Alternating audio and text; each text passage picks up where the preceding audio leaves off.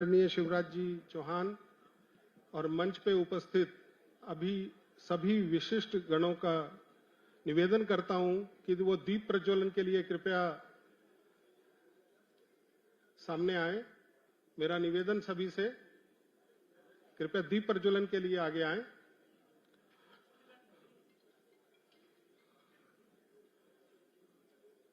सभी अतिथिजनों से मेरा निवेदन कि वो अपनी अपनी सीट ले लें।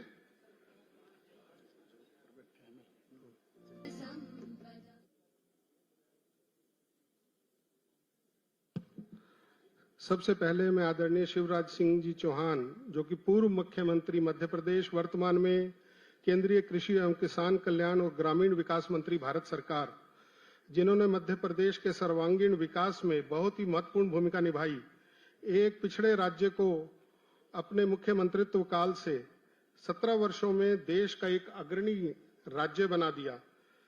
भाई साहब ने चाहे इंडस्ट्री हो, व्यापार हो, संस्कृति हो, इंफ्रास्ट्रक्चर डेवलपमेंट हो या स्वच्छता हो, मध्य प्रदेश में देश का प्रमुख राज्य बनाया। स्वच्छता में इंदौर, जैसा हम सब जानते हैं कि भारत में बहुत सालों से नंबर 1 पर है। उज्जैन के सिंहस्थ कुंभ में स्वयं हमने स्वच्छता को देखा है। आज आदरणीय भाई साहब देश के कृषि मंत्री के रूप में माननीय मोदी जी के साथ विकसित भारत अभियान में देश की कृषि एवं ग्रामीण इंफ्रास्ट्रक्चर के विकास में लगे हैं। उनके स्वागत के लिए मैं करनाल नगर के हमारे विधायक श्री जगमोहन आनंद जी, करनाल नगर के आदरणीय mayor Shrimati Renubala Gupta ji, Kalpana Chawla government medical college के हमारे सर्जरी विभाग के प्रोफेसर, आईएमए के प्रतिनिधि डॉक्टर गुलशन गर्ग जी से निवेदन करता हूं कि वो सम्मान के लिए, श्री शिवराज जी चौहान के लिए सम्मान के लिए आगे आए। और मैं भिवानी विभाग के डॉक्टर विनोद आंचल जी भी हमारे बीच में हैं, उन्हें भी कहूंगा कि वो भी मंच पर सबका साथ दें।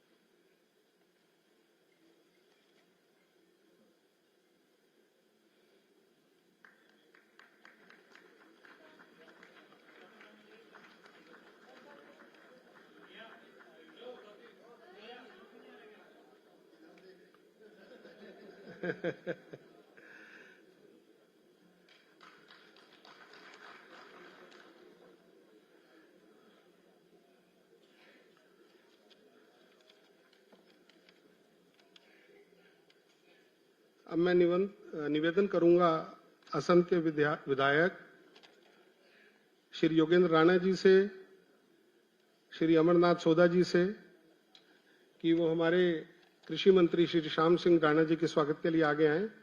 उनके साथ डॉक्टर गौरव धामी जी रहेंगे, जो सर्जरी विभाग कल्पना चावला मेडिकल कॉलेज के अंदर प्रोफेसर हैं।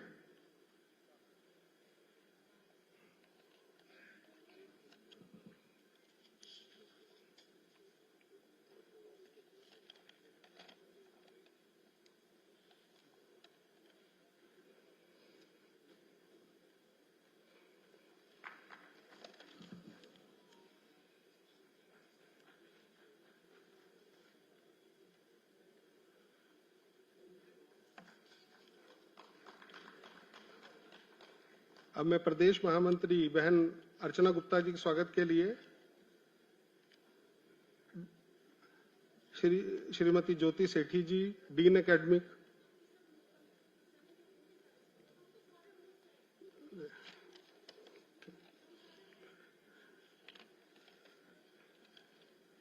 अब इस कड़ी के अंदर स्वागत की कड़ी जो है वो हो गई सबके स्वागत के लिए, जैसा कि हमारी दीदी ने कहा।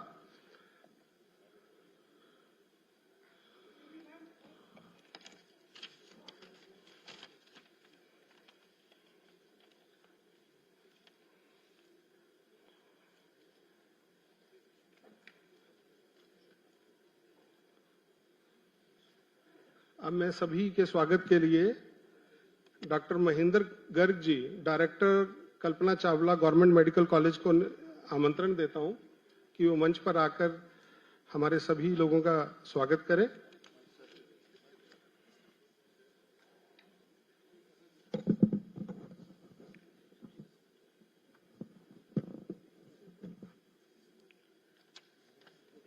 आदर व मान सम्मान के योग्य देवियों व सज्जनों, आप सभी को मेरा नमस्कार।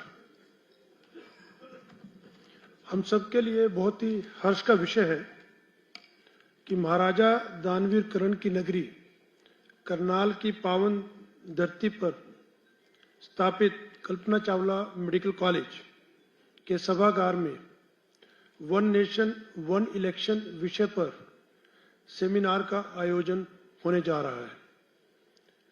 यह हम सबका परम सौभाग्य है कि इस कार्यक्रम में मुख्य अतिथि के तौर पर हमारे केंद्रीय कृषि एवं किसान कल्याण और ग्रामीण विकास मंत्री भारत सरकार माननीय श्री शिवराज चौहान जी बतौर मुख्य अतिथि हम सब के बीच में हैं।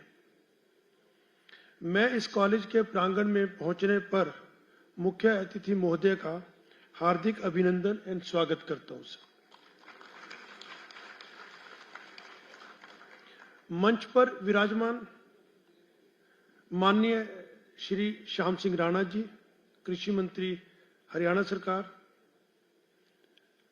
माननीय जगमोहन आनंद जी, एमएलए करनाल, माननीय योगेंद्र राणा जी, एमएलए असंत, डॉक्टर अर्चना गुप्ता जी, प्रदेश महामंत्री हरियाणा, श्री विजयपाल सिंह, एडवोकेट एवं प्रांत संयोजक, एक राष्ट्र एक चुनाव, madam Renubala Gupta, mayor Karnal, doctor Deepak Prakash, प्रधान इंडियन मेडिकल एसोसिएशन व सभागार में उपस्थित सभी अतिथिगणों का भी मैं अभिनंदन एवं स्वागत करता हूं। हमारा देश एक लोकतांत्रिक देश है। देश में हर वर्ष चुनाव प्रक्रिया कहीं ना कहीं चलती रहती है। ऐसा अभी रिसेंट पास्ट में देखा भी है, जिसका प्रभाव न केवल हमारी अर्थव्यवस्था पर पड़ता है बल्कि प्रशासनिक कार्यों और विकास परियोजनाएं भी प्रभावित होती हैं, क्योंकि मॉडल कोड ऑफ कंडक्ट लग जाते हैं तो काफी कुछ चीजें हम नहीं कर पाते हैं। ऐसे में एक देश एक चुनाव की अवधारणा सामने आती है, जिसका उद्देश्य है कि देश में लोकसभा और विधानसभा चुनाव एक साथ करवाए जाए ताकि संसाधनों की बचत हो और शासन व्यवस्था अधिक प्रभावशाली एंड विकासशाली बने। जब चुनाव की प्रक्रिया 5 वर्ष में एक साथ होगी और केवल एक ही बार होगी 5 वर्ष में, तो चुनाव के होने पर रिकरेंट एक्सपेंडिचर जो खर्च होता है उसमें भी कमी आएगी और साथ ही चुनाव में पारदर्शिता भी आएगी और एक देश एक चुनाव होने से चुनाव संबंधी विवादों को भी काफी कम किया जा सकता है, रिसोर्सेज बेटर यूटिलाइज हो सकते हैं और ये सभी जो बेनिफिट्स हैं, जो फायदे हैं, ये अल्टीमेटली हमारे देश के विकास के कार्य में अत्यंत महत्वपूर्ण साबित होंगे। इस पे गहराई पे विचार विमर्श करने की आवश्यकता है और इससे अल्टीमेटली देश को काफी लाभ होंगे। वास्तव में भारत जैसे बहुभाषी, बहुधर्मी, विविध भौगोलिक स्थितियों एवं विशाल जनसंख्या वाले देश में एक देश एक चुनाव की बहुत आवश्यकता है, बहुत ही यूजफुल रहेगा ये। अंत में मैं एक बार फिर मुख्य अतिथि व अन्य अतिथिगणों तथा सभागार में उपस्थित देवियों एवं सज्जनों का आभार प्रकट करता हूं। जय हिंद, जय भारत।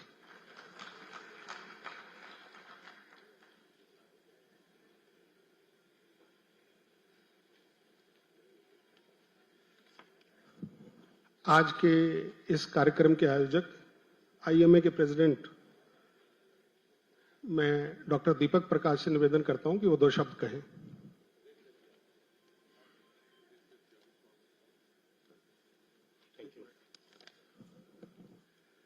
हमारे प्रदेश अध्यक्ष श्री मोहनलाल बड़ोली जी का स्वागत है, वो पहुंचे हैं अभी सभागार के अंदर। मैं उनका हार्दिक स्वागत अभिनंदन करता हूं।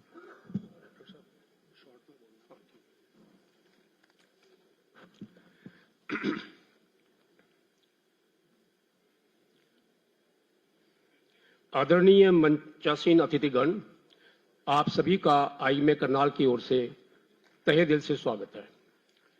विशेष रूप से हमारे बीच पधारे भारत सरकार के माननीय केंद्रीय कृषि मंत्री, सम्मानित चिकित्सकगण, उपस्थित पत्रकार बंधु एवं मेरे प्रिय साथियों, मैं डॉक्टर दीपक प्रकाश, भारतीय चिकित्सा संघ आईएमए करनाल का अध्यक्ष, आप सभी का इस गरिमामयी अवसर पर हृदय से स्वागत एवं अभिनंदन करता हूं। हमारा सौभाग्य है कि आज इस कार्यक्रम में देश के कृषि व्यवस्था को दिशा देने वाले यशस्वी मंत्री श्री शिवराज सिंह चौहान, केंद्रीय कृषि एवं किसान कल्याण एवं ग्रामीण विकास मंत्री भारत सरकार जी का सानिध्य प्राप्त हो रहा है। इनका नेतृत्व न केवल कृषक समाज के लिए प्रेरणादायक है, बल्कि इनके प्रयासों से ग्रामीण स्वास्थ्य और पोषण के क्षेत्र में भी सकारात्मक परिवर्तन आ रहे हैं।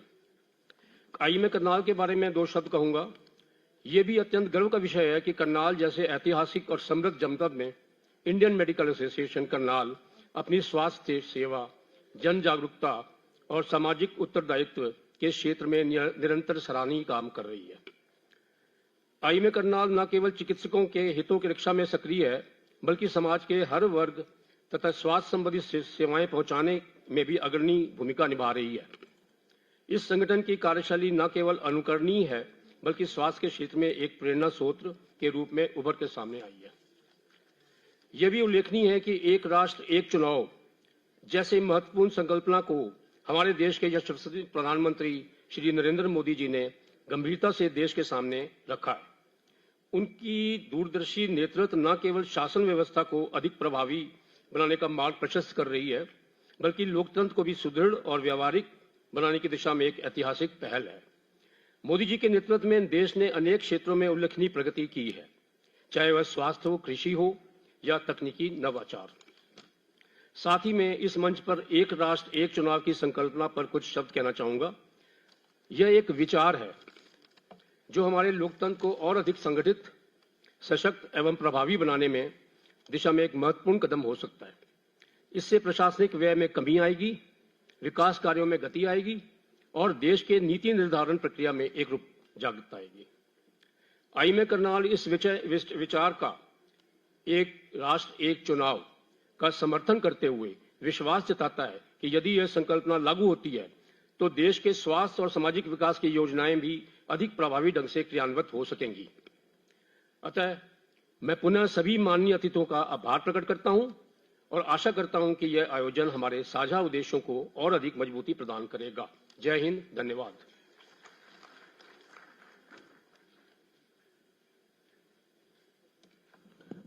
मैं इस सभागार के अंदर हमारे मुख्य अतिथि जी की धर्मपत्नी साधना सिंह चौहान जी का भी हार्दिक स्वागत करता हूं, अभिनंदन करता हूं। वो हमारे बीच में हैं। अब मैं अपने जिला के जिला अध्यक्ष प्रवीण लाठर जी से निवेदन करता हूं कि वो हमारे प्रदेश अध्यक्ष का अभिनंदन करें, स्वागत करें। इसके साथ ही मैं वन नेशन वन इलेक्शन के हमारे प्रदेश के संयोजक एडवोकेट विजयपाल जी से निवेदन करता हूं कि वो मंच पर आकर 2 शब्द कहें।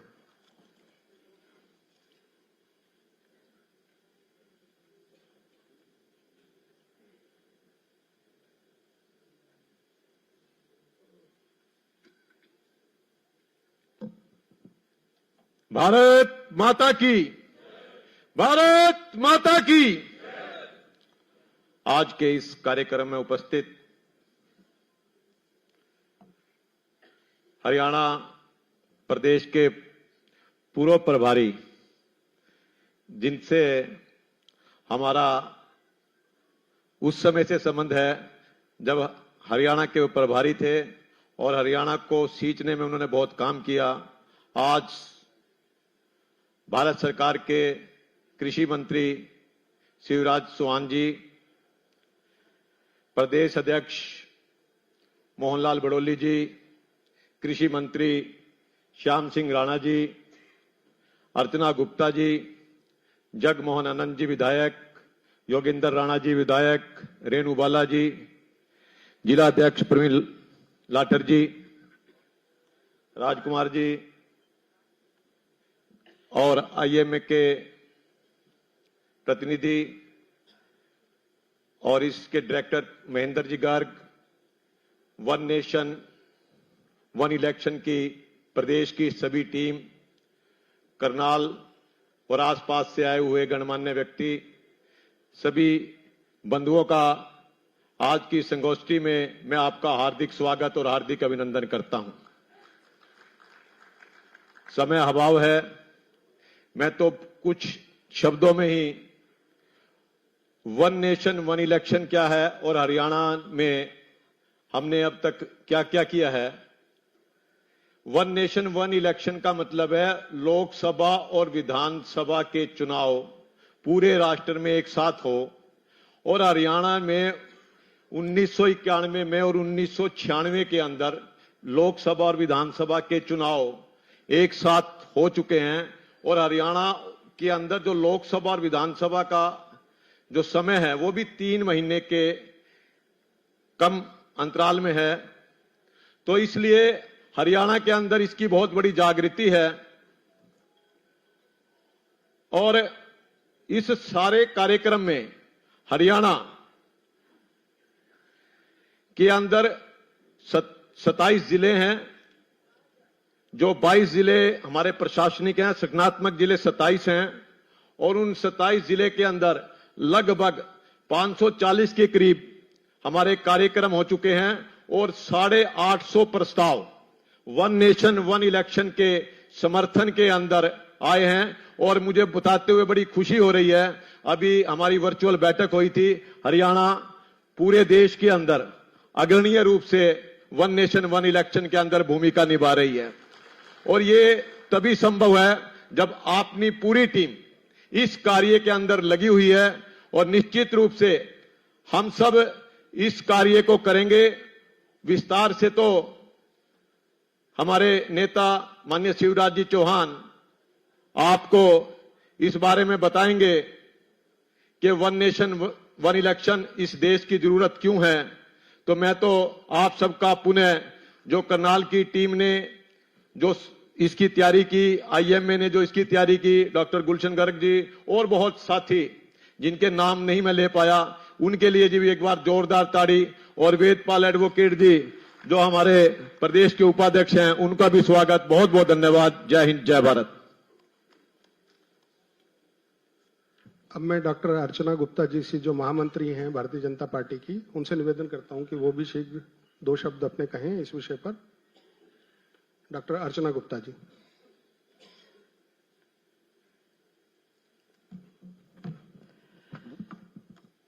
भारत माता की JIMA। तो मैं भी इंडियन मेडिकल एसोसिएशन की मेंबर हूं, तो इसलिए JIMA और RJIMA का प्रोग्राम है तो JIMA तो बनता है कि नहीं बनता। आज एक राष्ट्र एक चुनाव पर होने वाली संगोष्ठी में हमारे मुख्य अतिथि के रूप में हमारे केंद्रीय मंत्री आदरणीय शिवराज चौहान जी, प्रदेश अध्यक्ष आदरणीय मोहनलाल बड़ोली जी, और हमारे हरियाणा में कैबिनेट मंत्री श्याम सिंह राणा जी, हमारे विधायकगण, सम्मानित मंच और बहुत सीनियर डॉक्टर्स मेरे सामने इंडियन मेडिकल एसोसिएशन के बैठे हुए हैं। डॉक्टर ML गर्ग मेरे अध्यापक रहे हैं। तो ऐसे सभी सीनियर डॉक्टर्स को, अपने टीचर्स को मेरा प्रणाम। आज ये संगोष्ठी या ये जो विचार है, ये हम डॉक्टर्स के बीच में लेकर क्यों आए हैं, इसका क्या औचित्य है, क्या इसका हेतु है। डॉक्टर्स समाज का एक ऐसा स्तंभ है जो समाज की अवधारणा को बदलने में एक बहुत बड़ी महत्वपूर्ण भूमिका निभाता है। कई बार लोगों को लगता है कि डॉक्टर्स तो चाहे वो सिविल हॉस्पिटल के हैं, गवर्नमेंट मेडिकल कॉलेज के हैं या प्राइवेट प्रैक्टिशनर्स हैं, डॉक्टर्स हैं, डॉक्टर्स क्या कर सकते हैं। चाहे पेशेंट पैसे देके उनको दिखाता है या गवर्नमेंट कॉलेज में आता है, पेशेंट आता है, डॉक्टर पेशेंट को देख लेता है और पेशेंट वापस चला जाता है। तो डॉक्टर्स को पूरे के पूरे समाज में, पूरे के पूरे देश में क्या हो रहा है उसके बारे में अवगत कराने से क्या लाभ होगा। लेकिन मैं ये मानती हूं कि जो एक जनमानस है, जो समाज का एक आम व्यक्ति है, वो डॉक्टर्स को एक ऐसी भावना से देखता है, वो डॉक्टर को एक भगवान के रूप में देखता है। और अगर डॉक्टर के दिमाग में एक कंसेप्ट, जैसे कि एक राष्ट्र एक चुनाव का कंसेप्ट, अगर वो क्लियर है, तो मैं ये मानती हूं कि असंख्य असंख्य लोगों को वो उस कंसेप्ट के बारे में, वो उस नैरेटिव के बारे में, वो उस अवधारणा के बारे में अवगत करा सकते हैं, और वो इतने सरल शब्दों में उस बात को एक ही मिनट में नीचे तक पहुंचा सकते हैं, जिसकी कल्पना कई बार हम लोगों को नहीं होती।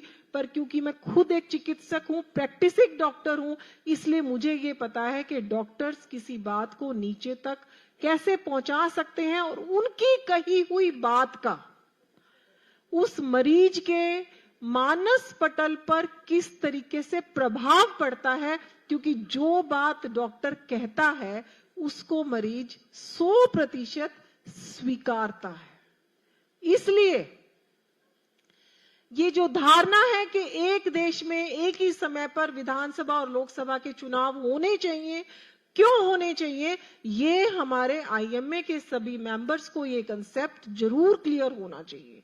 विस्तार से आज हमारे बीच में मुख्य अतिथि बताएंगे, लेकिन 2-3 छोटी छोटी बातें कि एक बार जब लोकसभा का चुनाव होता है तो 1400 रुपए एक वोटर के ऊपर एक वोट डाल के आने के लिए सरकार के खर्च होते हैं। तो ऐसे लाखों लाखों करोड़ों करोड़ों वोटर्स पिछली बार 2024 के लोकसभा के चुनाव में 60,000 करोड़ रुपए का खर्च भारत सरकार का हुआ था। और डॉक्टर इस बात से ज्यादा समझ सकता है कि यही पैसा अगर देश में, समाज में असंख्य काम करने में, मेडिकल कॉलेज बनाने में, अस्पताल बनाने में, पीएचसी सीएचसीज बनाने में, ईएसआई के हॉस्पिटल्स बनाने में, अगर वही पैसा, क्योंकि जितना लोकसभा में खर्च होता है फिर सेम विधानसभा में दोबारा खर्च होता है, अगर वही पैसा इन अच्छे कामों में लगेगा तो कहीं ना कहीं एक भारत का सामान्य नागरिक को बहुत बड़ा लाभ होगा। दूसरी बड़ी बात, जब भी चुनाव आता है, एक आम आदमी जो आराम से अपने घर में रहना चाहता है, उसका जीवन कहीं ना कहीं प्रभावित होता है, चाहे वो शोर वाली रैलियां हो, चाहे वीआईपी मूवमेंट हो, चाहे आचार संहिता लगी हुई हो। ये सब चीजें भी कम होंगी क्योंकि एक बार चुनाव होगा। तीसरा बहुत महत्वपूर्ण विषय, स्पेशली डॉक्टर्स के लिए, हम लोग प्लान नहीं कर पाते कि इस दिन चुनाव होगा तो हमने अपनी अपॉइंटमेंट्स देनी है या नहीं देनी, लेकिन जैसे कुछ देशों में एक सन भी निश्चित है, महीना भी निश्चित है और डेट भी निश्चित है। तो जो पढ़े लिखे लोग हैं, जो नौकरी पेशा लोग हैं, जिनका बहुत टाइट शेड्यूल है, वो भी इस लोकतांत्रिक प्रणाली में अपनी वोट डालना चाहते हैं। लेकिन अगर ये सारा का सारा सिस्टम स्ट्रीमलाइन हो जाए, अगर हमारे देश में भी एक तिथि निर्धारित हो जाए कि इस दिन, इस डेट को, इस सन में चुनाव डलेगा, तो जो विद्वान लोग कहीं ना कहीं वोट डालने से वंचित रह जाते हैं, वो लोग भी अपने करिकुलम को, अपनी दिनचर्या को उस हिसाब से शेड्यूल कर सकते हैं। और आखिरी बात कि बहुत बड़ी संख्या में, चाहे हमारे अध्यापक हों, चाहे गांव में काम करने वाले कर्मचारी हों, चाहे हमारे सुरक्षा बल हों, चाहे हमारे पुलिस की फोर्सेस है, जिनकी जो ड्यूटी है, जिस काम के लिए हमने उनको अपॉइंट किया है, वो काम उनका कहीं ना कहीं छूट जाता है चुनावों में बार बार ड्यूटी लगने की वजह से।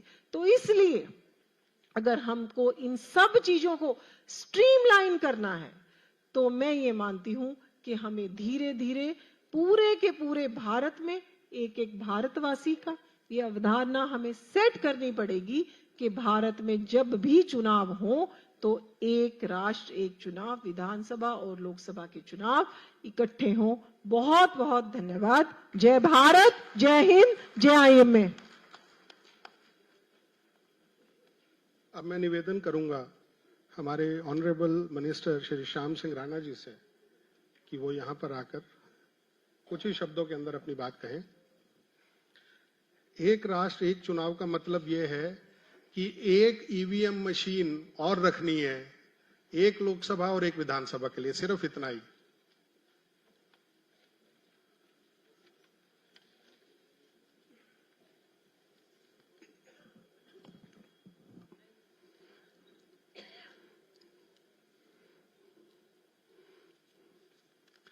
सभी भाई और बहनों से मेरा एक अनुरोध है, एक जय घोष थोड़ा जोर से बोलें ताकि दूर तक आवाज जाए। वैसे गांव में तो बहुत जोर से बोलते हैं, शहरों का थोड़ा सा संकोच करते हैं, वो संकोच ना करें। भारत माता की धन्यवाद। माननीय श्री शिवराज चौहान जी जो हमारे देश के कृषि मंत्री हैं, माननीय मोहनलाल बड़ोली जी जो हमारे पार्टी के मुख्य प्रेसिडेंट हैं, और श्री जगमोहन जी आनंद जी जो हमारे करनाल के विधायक हैं, श्री योगेंद्र राणा जी जो माननीय विधायक हैं संत से, डॉक्टर अर्चना गुप्ता जी जो प्रदेश की महामंत्री हैं, जो बहुत अच्छा बोल के गई अभी आपके सामने, श्रीमती रेणु बाला जी जो मेयर हैं, वेदपाल जी उपाध्यक्ष हैं, श्री प्रवीण लाठर जी जो जिला अध्यक्ष हैं, और सम्मानित मंच और आज एक राष्ट्र एक चुनाव के उपलक्ष्य में आए हुए भाइयों और बहनों, आपका सबका हाथ जोड़कर सम्मान है। आज माननीय हमारे कृषि मंत्री जी आज मुख्य अतिथि हैं। एक एजेंडा है एक राष्ट्र एक चुनाव। माननीय प्रधानमंत्री मोदी जी का ये विजन है और वो चाहते हैं कि देश में एक राष्ट्र में एक चुनाव हो ताकि हमारी अर्थव्यवस्था पे कोई असर ना पड़े। साथियों, हिंदुस्तान बहुत बड़ा डेमोक्रेसी कंट्री है, सबसे बड़ा देश भारतवर्ष ही है। क्षेत्रफल में तो बहुत सारे देश इससे बड़े हैं, मैं मानता हूं, और डेमोक्रेसी के हिसाब से हिंदुस्तान ही सबसे बड़ा देश है, इसकी तरफ सारी दुनिया की नजरें हैं। इसलिए एक चुनाव एक देश का होना, इससे अर्थव्यवस्था को मजबूत करने में सहयोग आएगा। मैं समझता हूं भी चुनाव जो केंद्र के अधीन है वो तो एमपी और एमएलए के हैं, लेकिन चुनाव और भी हैं। चुनाव उसके बाद आते हैं, निगम के आते हैं, जिला परिषद का भी आता है, और उसके साथ साथ पंचायत के सरपंच का भी आता है, ब्लॉक समिति, जिला परिषद, सारे चुनाव हैं। मैं ग्रामीण क्षेत्र से इस बात को समझता हूं, सरपंची के चुनाव में बहुत पैसा खर्च होता है। किसी तरह से भी हो, ये चुनाव एक बार ही हो जाए सारे। जब केंद्र के अंदर इस बात की सहमति पूरी राजनीतिक पार्टियों के सहयोग से ही संभव होगा ये, क्योंकि ये कोई पॉलिटिकल मुद्दा नहीं है, ये राष्ट्र का मुद्दा है। इसमें जो इस देश के मालिक हैं, जनता है, वो असल में मालिक है। उनके सामने ये बात रखी जा रही है आज मोदी जी के, हमारे देश के प्रधानमंत्री जी के माध्यम से, और जिसमें शिवराज जी आज इस बात को लेकर करनाल में आए हैं। ये प्रचार है, ये प्रचार जन जन तक जाए और इस पे सहमति बन जाए। भाई एक राष्ट्र एक चुनाव हो तो उसमें पैसा बचेगा। मैं बंगाल में था, जलपाईगुड़ी में, और कुछ ग्रामीण क्षेत्र के अंदर भी गया वहां चुनाव में। वहां पर मैंने ये बात वहां से पता लगी थी। हमने कहा भाई वोट देना हमारे एमपी एमएलए को, कहता जी हमारी सेटिंग हो रही है, सरपंची में ये लड़ेगा, पंची में ये लड़ेगा, लोकसभा में इसको देंगे, एमएलए को इसमें देंगे। गांव के लोग भी अपने तरीके से करते हैं बात। वहां से हमारे को महसूस हुआ भाई एमएलए एमपी का इलेक्शन जब इकट्ठा हो तो 15 दिन रिजल्ट रोक लिया जाए। 15 दिन के अंदर पूरे देश के चुनाव जो भी है, जो प्रदेश की सरकार के अधीन है, वो भी साथ हो जाए, तब पैसा बचेगा। और हमारी जो ऊर्जा है, जो हमारा पैसा है, वो सीमित है, और वो ऊर्जा और पैसा सही जगह लग जाए। पैसा कमाना एक अलग बात है, पैसे को खर्च करना एक दूसरी बात है। देश का पैसा एक सही जगह लगे, देश की ऊर्जा एक सही जगह लगे, इसी एजेंडे को लेके आज शिवराज चौहान जी जो कृषि के हमारे देश के मंत्री हैं, वो आए हैं। उनका तो हम स्वागत करते हैं यहाँ पर कि उन्होंने एक अच्छे मुद्दे को आपके सामने रखेंगे। और कृषि मंत्री हैं, मैं भी हरियाणा प्रदेश का कृषि मंत्री हूं। हमने किसानों के लिए, हमारे जो मुख्यमंत्री है नायब सैनी जी, वो भी किसान है, छोटे किसान, बड़े किसान, सब तरह के किसान ही है। अभी तो बड़ी होल्डिंग तो किसी के पास नहीं है, एक हेक्टेयर के अधीन ही सारे तकरीबन एवरेज आते हैं। हमने कुछ कानून बनाए हैं कृषि के, जिसमें कोई नकली बीज ना बेचे, नकली दवाई ना बेचे, वो भी हमने प्रावधान किए हैं। ये हरियाणा प्रदेश एक पहला प्रदेश है जो किसानों की हर बात को उनके मदद के लिए खड़ा हो जाता है। अभी 800 एकड़ गेहूं की जो आगजनी हुई है, हमारे मुख्यमंत्री जी ने घोषणा कर दी, हम सबको उनका मुआवजा देंगे। किसी का पोली हाउस जला, उसको भी मुआवजा देंगे। किसी का पशु अगर इसमें आग की चपेट में आ गया, उसकी भी भरपाई करेंगे। लेकिन आज ये जो मुद्दा है, ये राजनीतिक नहीं है, ये पूरे देश का मुद्दा है और हमने इसको इसी तरह से ही प्रचार प्रसार करना चाहिए अपने जहां जहां हम कर सकते हैं। सभी देश के लोग इसमें शामिल हों, सभी पार्टियां शामिल हों, सभी नेता शामिल हों और इसको हम राष्ट्र के हित में इस बात को आगे बढ़ाएं और इस पे जरूर इसका पालन करें। और मैं समझता हूं ये जो मोदी जी का विजन है, ये सारे देश के लोग इसको मानेंगे और एक राष्ट्र एक चुनाव जिस दिन हो जाएगा, देश तरक्की पे आएगा। आप सभी भाई इसमें सहयोग करें। आपने मेरी बात सुनी, आपका बहुत बहुत धन्यवाद। जय हिंद, जय भारत।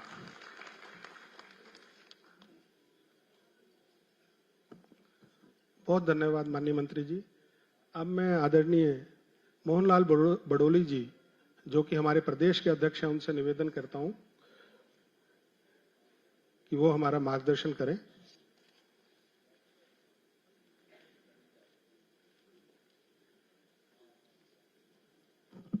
सभी से निवेदन, एक बार मुट्ठी बंद करके जयकारा। भारत माता की, भारत माता की।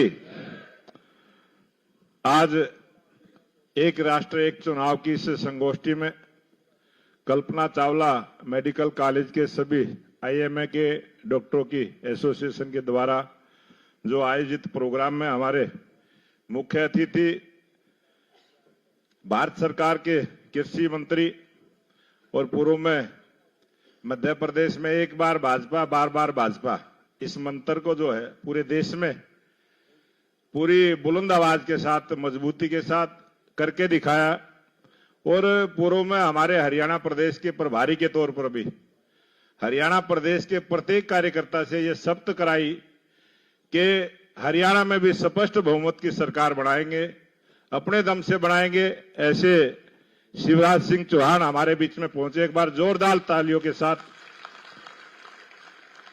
अभी मार्गदर्शन करके गए हमारे हरियाणा सरकार के मंत्री श्याम सिंह राणा जी, मंचासी ने लोकप्रिय विधायक योगेंद्र राणा जी, यहाँ के आपके लोकप्रिय विधायक जगमोहन आनंद जी, यहाँ की लोकप्रिय तीसरी बार जो आपके आशीर्वाद से मेयर बनी बहन रेणु बालिका जी, वेदपाल जी उपाध्यक्ष अर्चना गुप्ता जी और इस प्रोग्राम के संयोजक विजयपाल एडवोकेट जी, जो पूरे हरियाणा प्रदेश में एक पूरी टीम के साथ काम कर रहे, हमारे जिला के अध्यक्ष प्रवीण लाठर जी, सह संयोजक मदन मोहन जी, दीपक प्रकाश जी, प्रेसिडेंट आईएमए, पूर्व में मंत्री रहे शिषपाल मेहता जी हमारे बीच में बैठे हैं, कविंदर राणा जी और निदेशक कल्पना चावला, एमएल गर्ग जी, मदन मोहन छाबड़ा जी, सभी डॉक्टर साहिबान और मंचासीन सभी नेतागण। आज जो विषय पूरे देश के अंदर देश के लोकप्रिय प्रधानमंत्री नरेंद्र मोदी जी ने आह्वान किया और आह्वान किया है देश के लिए, और हम ऐसे प्रदेश के हरियाणा प्रदेश में हम सब ने देखा है, जैसे ही 12 मार्च को हमारे हरियाणा के लोकप्रिय मुख्यमंत्री नायब सिंह सैनी जी ने शपथ ली और 16 मार्च को आचार संहिता लगी और वो 2.5 महीने 3 महीने चुनाव में निकल गया। हमारे 52 दिन का समय उनको फिर काम का मौका मिला, फिर विधानसभा के चुनाव आ गए। विधानसभा के 100 दिन भी पूरे नहीं हुए थे, फिर नगर निगम के चुनाव आ गए। इस प्रकार से पूरा साल हमारा इस चुनाव में निकला है और हमारे से अच्छे से कोई सोच भी नहीं सकता, समझ नहीं सकता और प्रैक्टिकल रूप में हरियाणा ने देखा है। तो आज हम सबका मार्गदर्शन करने के लिए शिवराज चौहान जी आए हैं और सुनना भी हम उन्हीं को चाहते हैं। मैं ज्यादा ना बोलते हूं, एक निवेदन करूंगा। कभी अभी बहन अर्चना जी बोल के गई थी कि आपसे बहुत सारे लोग मिलने आते हैं। एक पूरे देश की ये आवाज बढ़े और हरियाणा की जन जन की आवाज बढ़े। ये पॉलिटिकल एजेंडा ना बनते हुए लोगों का एजेंडा बने, इसीलिए निवेदन किया है कि देश के राष्ट्रपति के नाम से सभी एक प्रस्ताव करके भेजे। आईएमए की टीम यहां बैठी है, आपसे भी निवेदन है आप भी एक प्रस्ताव करके भेजें। मेयर साहबान यहां बैठी हैं, बहन जी से भी निवेदन करूंगा कि इनका एक प्रस्ताव जो निगम की तरफ से है वो भी हमारे मुख्य अतिथि भारत सरकार के कृषि मंत्री शिवराज चौहान जी को सौंपने का काम करेंगे। और आपके संपर्क में कोई पंचायत सरपंच आता है, ब्लॉक समिति आती है, नगर निगम की आते हैं, नगर परिषद के आते हैं, जो भी आपके संपर्क में आए, एक फॉर्मेट हमने तैयार किया है और वो प्रस्ताव राष्ट्रपति महोदय के नाम से जाए, सर्वसम्मति से जाए। और निवेदन ये भी किया है कि बहुत सारे दुकानदार भाई होते हैं, वो भी अपने जो बोर्ड लगाते हैं दुकानों पर, उस पर भी लिखे कि एक वन नेशन वन इलेक्शन के हम समर्थन करते हैं। ब्याह शादी का कार्ड छपाए, उसमें भी लिखवाने का काम करें, ताकि ये जन जन की आवाज बने। कहीं भी आप जाए इसकी चर्चा जरूर करें। ये निवेदन और प्रार्थना करते हुए मैं अपनी बात को समाप्त करूंगा। आप सबका बहुत बहुत धन्यवाद। जय हिंद, जय भारत। हमारे आज के मुख्य वक्ता मंच पर आए, उससे पहले मैं एडवोकेट विजयपाल जी से निवेदन करूंगा कि वो हरियाणा टीम की तरफ से एक मोमेंटो, जो कृष्ण अर्जुन का रथ, जो हमारी कुरुक्षेत्र की पहचान है और हम सब जानते हैं कि करनाल 48 कोस कुरुक्षेत्र का हिस्सा है, वो भेंट करें। एडवोकेट विजयपाल जी।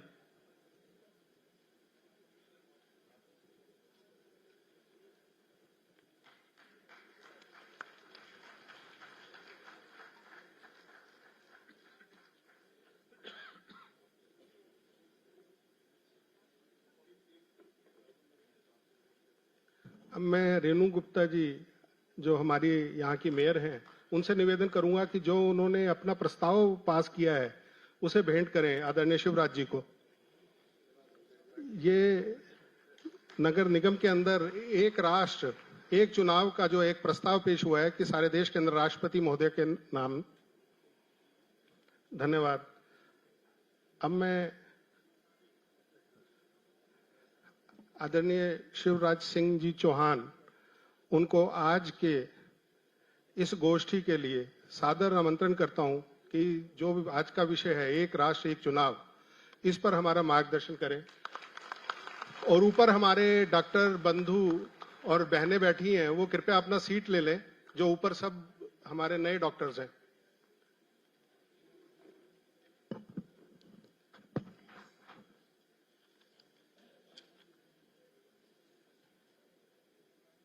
इंडियन मेडिकल एसोसिएशन करनाल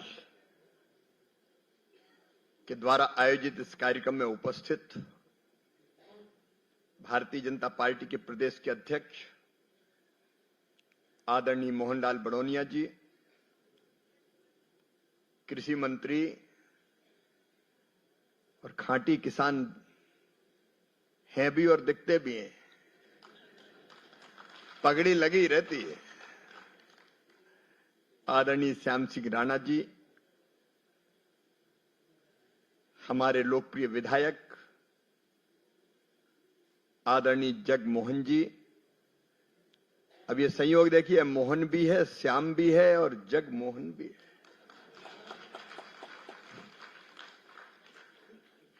हमारे दूसरे विधायक आदरणीय योगेंद्र राणा जी, भाई विजय जी जो इस कार्यक्रम के संयोजक पूरे हरियाणा में इसका काम देख रहे हैं, बहन अर्चना जी, महामंत्री हरियाणा प्रदेश की भाजपा की, और जय आईएमए उन्होंने यहां उद्घोषित किया था। हमारी मेयर, मैं उनको धन्यवाद देता हूं, आपने प्रस्ताव पारित किया, एक बार नहीं, दो बार नहीं, तीन बार। वो मेयर बनी है जनता के आशीर्वाद से। भाई प्रवीण जी, महेंद्र गर्ग जी, आईएमए के प्रेसिडेंट दीपक प्रकाश जी, उपस्थित प्रिय भाइयों बहनों और ऊपर बैठे भांजे और भांजियों, मामा तो हम परमानेंट है।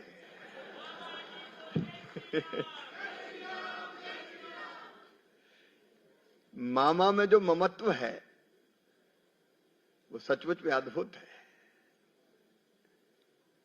मैं सबसे पहले इंडियन मेडिकल एसोसिएशन को बहुत धन्यवाद देता हूं। आपने इस विषय पर यहां परिचर्चा का आयोजन किया और इस कार्यक्रम में उपस्थित सभी प्रबुद्ध जनों को प्रणाम करता हूं। मेरा सौभाग्य है कि आज आपके बीच में आपके दर्शन करने का अवसर मुझे मिला। देखिए, लोकतंत्र में तो जनता ही असली भगवान है। भारत अत्यंत प्राचीन और महान राष्ट्र, जब दुनिया के विकसित राष्ट्रों में सभ्यता के सूर्य का भी उदय नहीं हुआ था, तब हमारे यहां वेदों की ऋचाएं रच दी गई थी। इस धरती ने अनेकों संदेश दिए। एकम सद विप्रा बहुधा वदंती। ये देखने मिलेगा तो भारत में ही सत्य एक है, विद्वान उसको अलग अलग तरीके से कहते हैं। राज विजय जी ने और मेयर साहब ने मुझे, विजय जी ने शायद रथ व्यस्त किया। कृष्ण अर्जुन कुरुक्षेत्र के मैदान में यदा यदा ही धर्मस्य ग्लानिर्भवति भारता अभ्युत्थानम धर्मस्य तदात्मानम सृजाम्यम परित्राणाय साधुनाम विनाशाय च दुष्कृताम धर्म संस्थापनार्थाय संभवामि युगे युगे। जब जब धर्म की हानि होगी, अधर्म बढ़ेगा, पाप बढ़ेगा, अनाचार अत्याचार बढ़ेगा, तब तब धर्म की रक्षा के लिए, अधर्म के नाश के लिए, सज्जनों के उद्धार के लिए और पापियों के संहार के लिए मैं बार बार जन्म लूंगा, मैं बार बार जन्म लूंगा। और भारत ने ऐसे एक नहीं अनेकों संदेश दुनिया को दिए, एक नहीं अनेकों संदेश। इसी देश ने उद्घोषित किया वसुदैव कुटुंबकम का मूल मंत्र। इसी देश ने कहा आत्मवत सर्वभूतेषु। इसी देश ने कहा विश्व का कल्याण हो। और यही देश उद्घोषित करता है सब सुखी हो, सब निरोग हो, सबका मंगल हो। प्रधानमंत्री नरेंद्र मोदी जी का भी संकल्प है विकसित भारत का निर्माण, एक वैभवशाली भारत, एक गौरवशाली भारत, एक संपन्न भारत, एक समृद्ध भारत, एक शक्तिशाली भारत, एक ऐसा भारत जिसका लोहा सारी दुनिया माने। लेकिन वो भारत केवल अपने लिए काम नहीं करेगा, विश्व बंधु भी होगा भारत। और ऐसे निर्माण के लिए लगातार यज्ञ चल रहा है, मैं उसके विस्तार में नहीं जाऊंगा।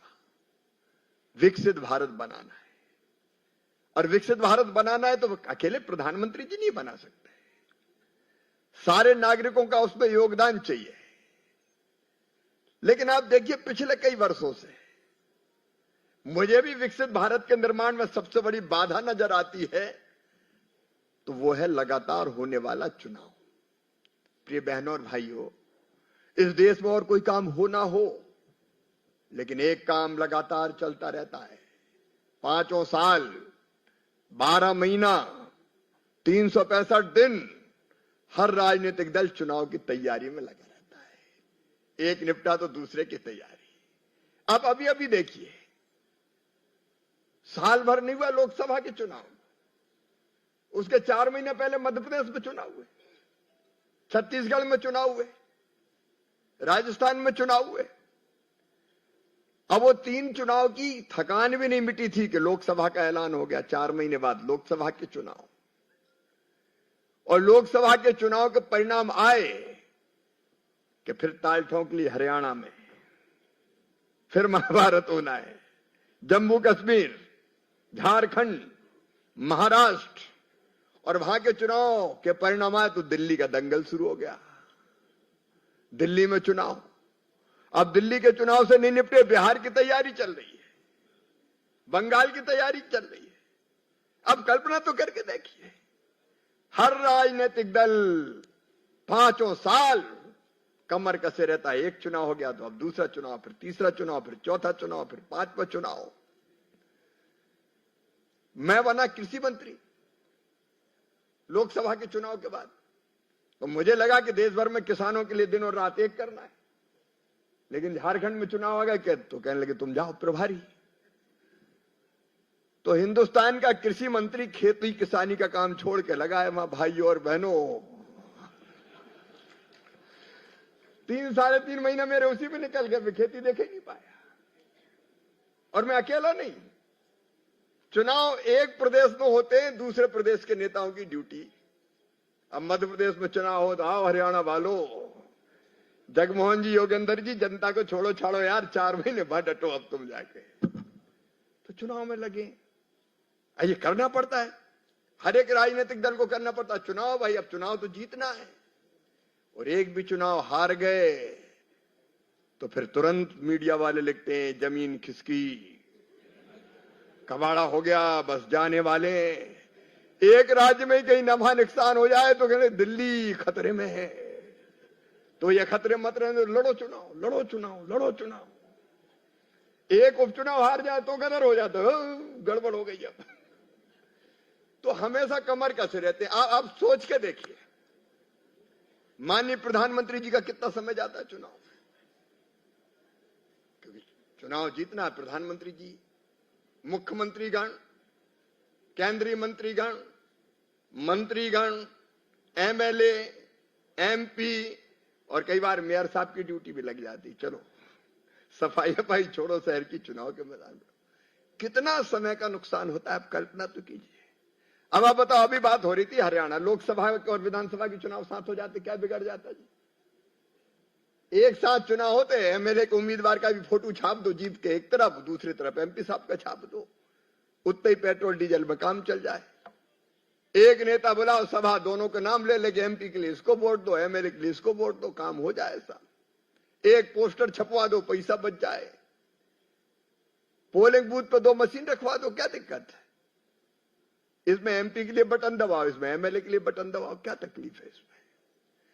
कल्पना करके देखिए, कल्पना करके देखिए, पिछले बार 5 साल में 4.5 लाख करोड़ रुपया इन अलग अलग चुनावों पे खर्चा हुआ, 4.5 लाख करोड़ रुपया। और अब अगर ये लगातार होते रहे तो अगले 5 साल में बढ़ के हो जाएगा 7 लाख करोड़ रुपया।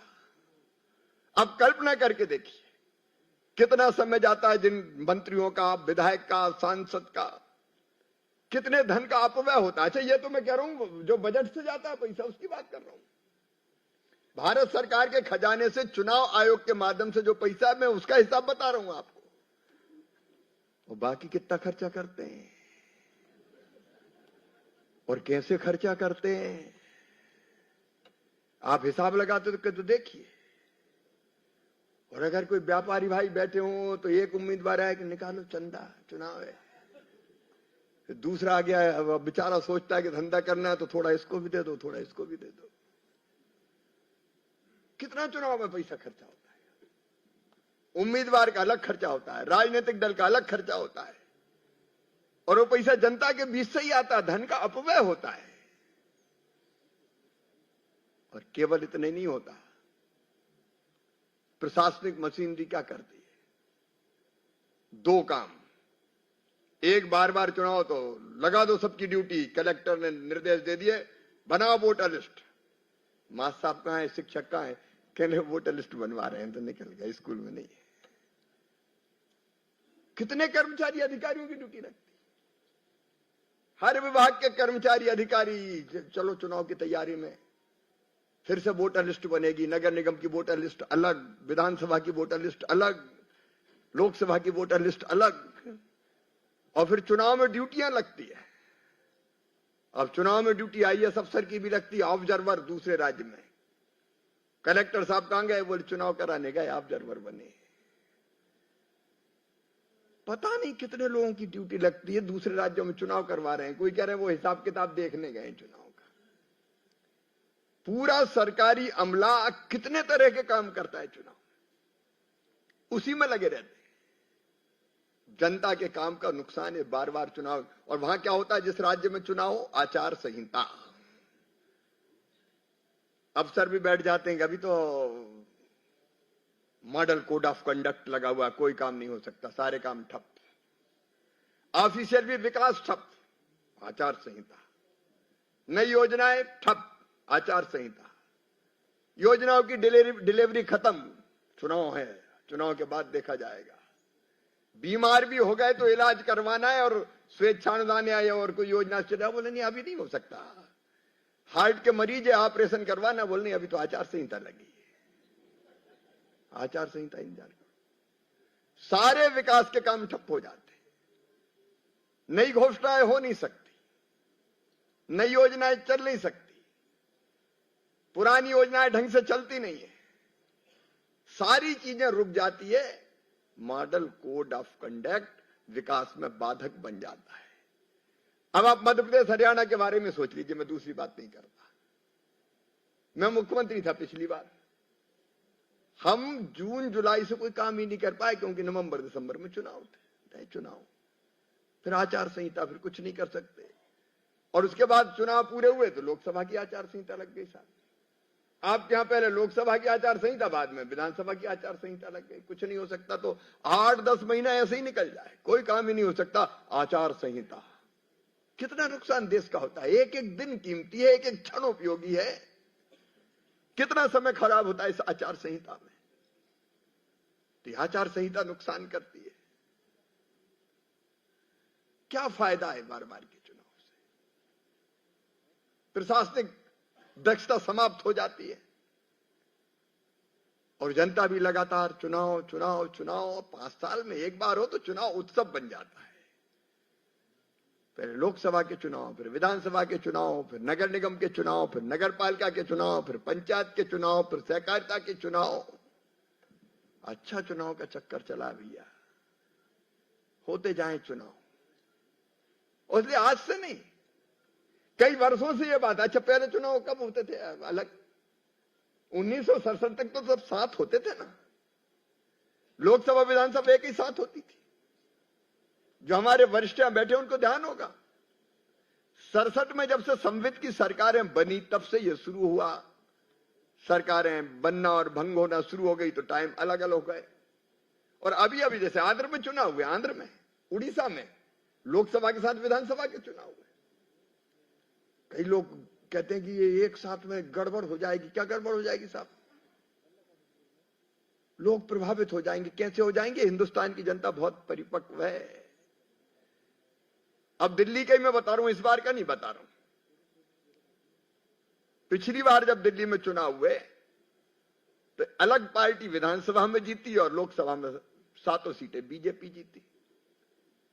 उड़ीसा के चुनाव देख लिए, एक साथ हुए। इस बार बीजेपी उड़ीसा विधानसभा लोकसभा दोनों जीती, लेकिन इसके पहले एक ही मतदाता ने दिल्ली के लिए वोट दिया मोदी जी को और नवीन पटनायक जी को वोट दिया विधानसभा के लिए। एक ही मतदाता ने 2 वोट दिए अलग अलग पार्टी को एक साथ। मशीन रखी है, विधानसभा में एक पार्टी को दे रहे, लोकसभा में दूसरी पार्टी को दे रहे। ये परिपक्व है जनता, ये जानती है कि कब कहां किसको बिठाना है। जनता की बुद्धिमत्ता पर कोई सवाल ना उठाए। जनता तय करती है कि किस पार्टी को किस बात के लिए चुनना है, एक साथ भी हो जाए तो। और इसलिए सचमुच में आप कल्पना करके देखिए, अगर संविधान में संशोधन करके और यह फैसला हो जाए कि बार बार चुनाव का नाटक बंद, हमारी पुलिस फोर्स, हमारे केंद्रीय सुरक्षा बल, उनकी चुनाव में ड्यूटी लगती है, इतनी कंपनियां भेजो, इतनी कंपनियां भेजो, वो चुनाव में लगे रहते हैं। जनता की सुरक्षा भाड़ में गई, मशीनों की सुरक्षा कर रहे हैं, वोटिंग मशीन। अब कल्पना करें कितना नुकसान होता है। इसलिए 1983 में इसलिए चुनाव आयोग ने यह विचार दिया कि ये फिर से एक बार विचार होने चाहिए, अलग अलग चुनाव क्यों, और एक साथ चुनाव करो, संविधान में संशोधन करो, लोकसभा विधानसभा एक साथ चुनाव होंगे, एक वोटर लिस्ट, 5 साल तक अलग अलग वोटर लिस्ट का काम ही खत्म। एक वोटर लिस्ट, एक पोलिंग बूथ, दोनों मशीनें, लोकसभा की विधानसभा की, एक पोस्टर पर दोनों का, एक गाड़ी दोनों का प्रचार करेगी, एक मशीनरी, अलग अलग काहे को लगाते हो? एक साथ चुनाव करो, चुनाव करवा देगी दोनों। देश का धन बचेगा, श्रम बचेगा, जनता की परेशानी बचेगी, विकास के काम ठप्प नहीं होंगे।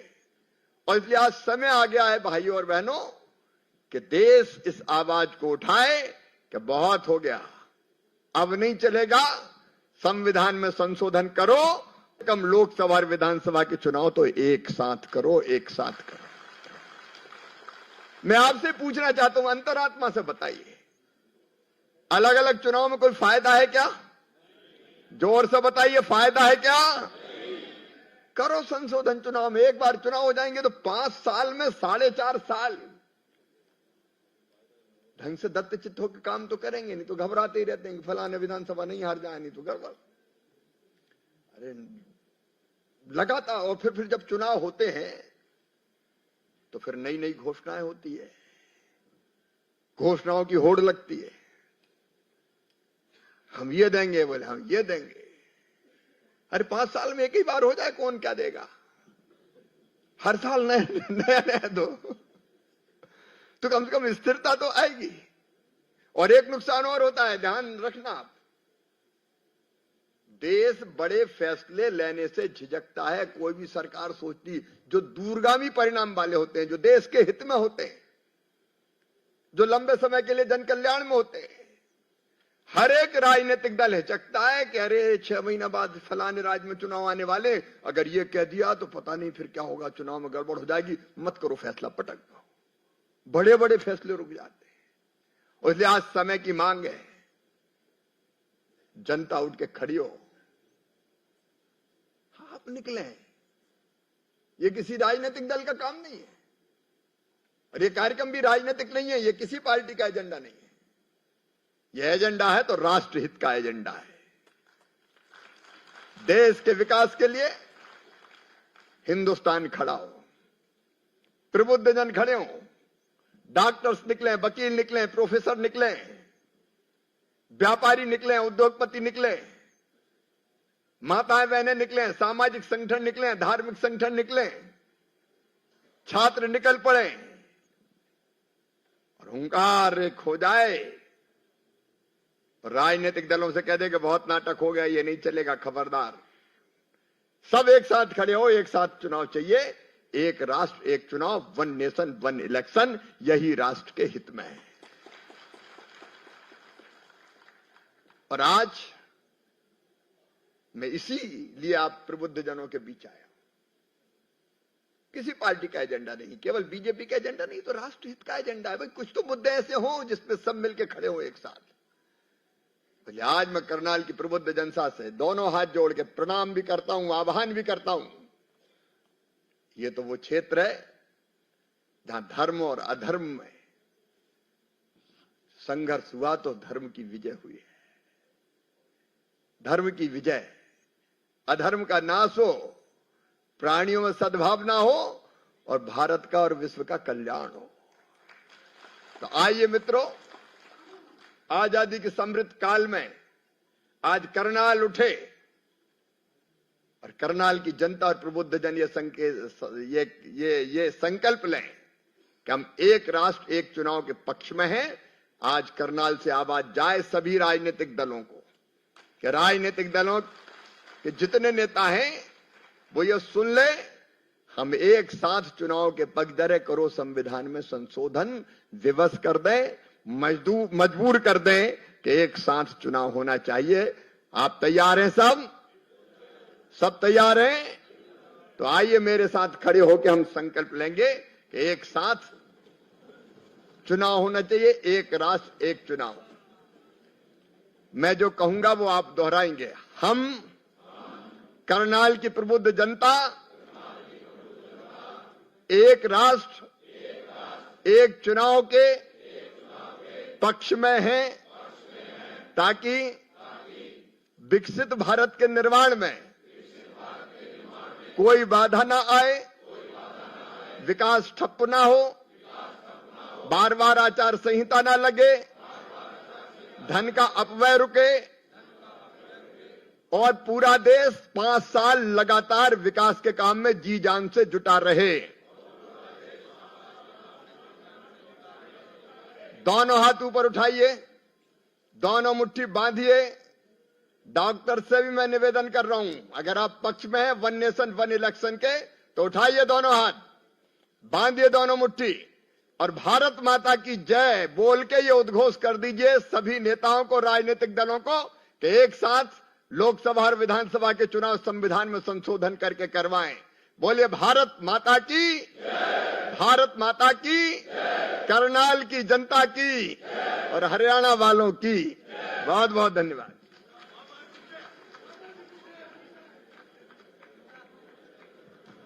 अब मैं कृपया थोड़ी देर के लिए बैठेंगे, कृपया थोड़ी देर के लिए बैठेंगे सभी लोग। अब मैं डॉक्टर गुलशन गर्ग से निवेदन करूंगा कि वो मंच पर आए और सबका आभार प्रकट करें, धन्यवाद करें।